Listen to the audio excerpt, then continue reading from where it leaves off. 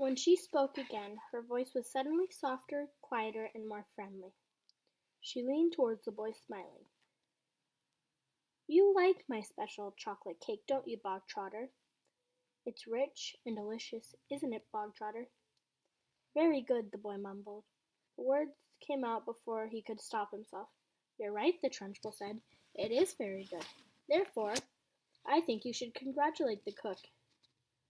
When a gentleman has a particularly good meal, the bog trotter, he always gives his compliments to the chef. You didn't know that, did you, Bog Trotter? But if those who inhabit this criminal underworld are not noted for their good manners, the boy remained silent. Cook, the Trunchbull said, turning her head towards the door. Come here, cook.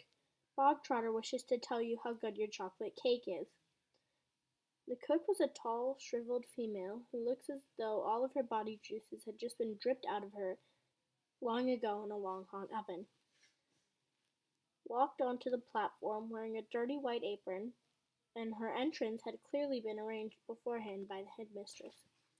Now then, Bog Trotter, the Trunchbull boomed, tell cook what you think about her chocolate cake. Very good, the boy mumbled. You could see it was now beginning to wonder what all this was leading up to. The only thing he knew for certain was that the law forbade by the Trunchbull to hit him with the riding crop that she kept smacking against her thigh. That was some comfort, but not much, because the Trunchbull was totally unpredictable. One never knew what she was going to do next. There you are, cook, the Trunchbull cried. Bog Trotter likes your cake. He adores your cake. Do you have any more cake you could give him? I do indeed, the cook said. She seemed to have learnt the lines by heart. Then go get it, and bring a knife to cut it with. The cook disappeared. Almost at once, she was back again, staggering under the weight of an enormous round chocolate cake on a china platter. The cake was fully 18 inches in diameter, and it was covered with dark brown chocolate ice cream. Put it on the table, the Trunchbull said. There was a small table, center stage, with a chair behind it. The cook placed the cake carefully on the table. Sit down, Bog Trotter, the Trunchbull said. Sit there. The boy moved cautiously to the table and sat down. He stared towards the gigantic cake. There you are, Bog Trotter, the Trunchbull said, and once again her voice became soft and persuasive, even gentle. It's all for you, every bit of it. As you enjoy that slice you had yesterday so much, I ordered cook to bake you an extra large one, all for yourself. Well, thank you, the boy said, totally bemused. Thank cook, not me, Trunchbull said. Thank you, cook, the boy said. The cook stood there like a shriveled bootlace, tight-lipped, incapable, and disapproving. She looked like a tough. Her mouth was full of a tough lemon full of juice. Come on, then, the Trunchbull said. Why don't you cut yourself a nice, thick slice and try it? What now, the boy said, cautious.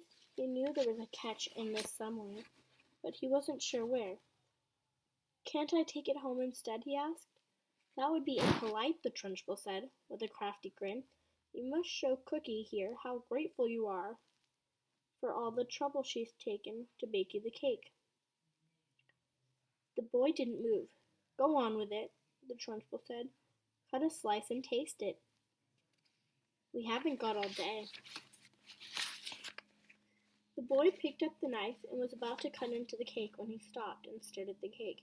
He looked up at the Trunchbull and at the tall, stringy cook with her lemon-juice mouth, and all the children in the hall were watching, tensely, waiting for something to happen. They felt certain it must. The Trunchbull was not the person who would just give someone a whole chocolate cake just to eat out of kindness. Many were guessing it had been filled with pepper or castor oil, or some other foul-tasting substance that would make the boy violently sick. It might even be arsenic, and he would be dead in 10 seconds flat. Or perhaps it was booby-trapped The whole thing would blow up any moment. Bruce Bogtrotter, on with taking Bruce Bogtrotter with it. No one in the school put it past the Trunchbull to do any of these things. I don't want to eat it, the boy said. Taste it, you little brat, the Trunchbull said. You're insulting the cook. Very gingerly, the boy cut a thin slice of the vast cake. Then he levered out a slice, and then he put the knife down and took the sticky thing in his fingers and started to eat it very slowly. It's good, isn't it? The Trunchbull asked. Very good, the boy said, chewing and swallowing. He finished the slice. Have another, the Trunchbull said. That's enough, thank you, the boy murmured. I said, have another, the Trunchbull said. Now there was altogether a sharper edge to her voice. Eat another slice. Do as you're told. I don't want another slice, the boy said. Suddenly, the Trunchbull exploded. Eat, she shouted, banging her thigh with the riding crop. If I tell you to eat, you will eat. You wanted cake, you stole cake, and now you've got cake. What's more, you're going to eat it. Do not leave this platform, and nobody leaves this hall until you have eaten the entire cake that is sitting right in front of you. Do I make myself clear, Bogtrotter? Do you get my meaning? The boy looked at the Trunchbull, and he had looked down at the enormous cake. Eat, eat, eat, the Trunchbull was yelling. Very slowly, the boy cut himself another slice and began to eat. Matilda was fascinated. Do you think he can do it? She whispered to Lavender. No, Lavender whispered back. It's impossible. He'd be sick before he's halfway through. The boy kept going. When he had finished the second slice, he looked at the Trunchbull, hesitating. Eat, she shouted. Greedy little thieves who like to eat cake must have cake. Eat faster, boy. Eat faster. We don't want to be here all day. And don't stop like you're doing now. Next time you stop, before it's all finished, you go straight into the chokey, and I shall lock the door and throw in the key down below. The boy cut his third slice and started to eat it. He finished this one quicker than the other two, and when he was done, he immediately picked up the knife and went and cut the next slice. In some peculiar way, he seemed to be getting his stride. Matilda was watching closely and saw no signs of distress in the boy yet. If anything, he seemed to be gathering confidence as he went along. He's doing well, she whispered to Lavender. He'll be sick soon, Lavender whispered. It's going to be horrid. When Bruce Bogtrotter had eaten his way through half of the entire enormous cake, he paused for just a couple seconds, took a few deep breaths. The Trunchbull stood with hands on her hips, glaring at him. Get on with it, she shouted. Eat it up. Suddenly, the boy let out a gigantic belch, which rolled around the assembly hall like thunder. Many of the audience began to giggle. Silence, the Trunchbull shouted. The boy cut himself another thick slice of cake and started eating it fast. There were still no signs of flagging or giving up. He certainly did not look as though he was about to stop and cry out, I can't eat any more. I'm going to be sick. He was still there in the running. And now a suitable change was coming over the 250 watching children in the audience.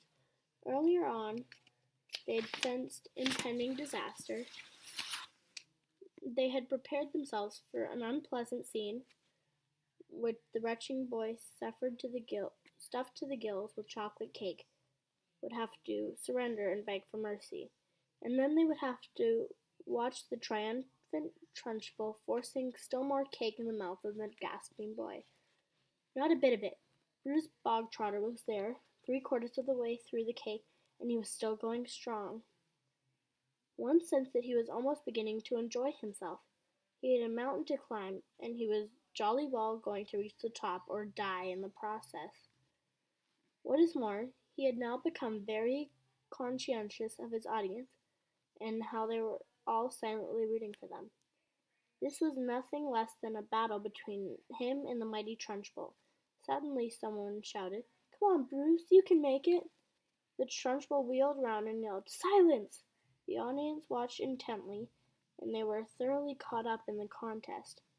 They were longing to start cheering, but they didn't dare. "I think he's going to make it," Matilda whispered. "I think so too," Lavender whispered back. "I wouldn't have believed anyone in the world could eat that whole cake of that size." "The Trunchbull doesn't believe it either," Matilda whispered. "Look at her.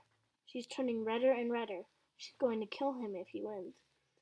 The boy was slowing down now. There was no doubt about that, but he kept pushing the stuff into his mouth with dogged perseverance of a long-distance runner who has sighted the finishing line and knows he must keep going. As the last mouthful disappeared, a tremendous cheer rose from the audience, and the children leaping up onto their chairs and yelling and clapping and shouting, "Well done, Brucey! Good for you, Bruce! You've won a golden medal, Bruce!" The Trunchbull stood motionless on the platform. Her great horsey face had turned the color of molten lava, and her eyes were glittering with fury. She glared at Bruce Bogtrotter, who was sitting on the chair like some huge overstuffed grub,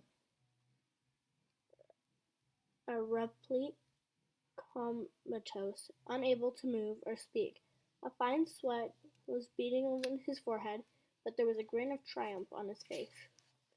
Suddenly, the Trunchbull launched forward and grabbed the large empty china platter which the cake had rested on, raised it high in the air, and brought it down with a crash right on top of the wretched Bruce Bogtrotter's head. And the pieces flew all over the platform. The boy was now full of cake and was like a sack full of wet cement. You couldn't have hurt him with a sledgehammer. He simply shook his head a few times and went on grinning. "Go blazes!" screamed the Trunchbull. She marched off the platform, followed closely by the cook.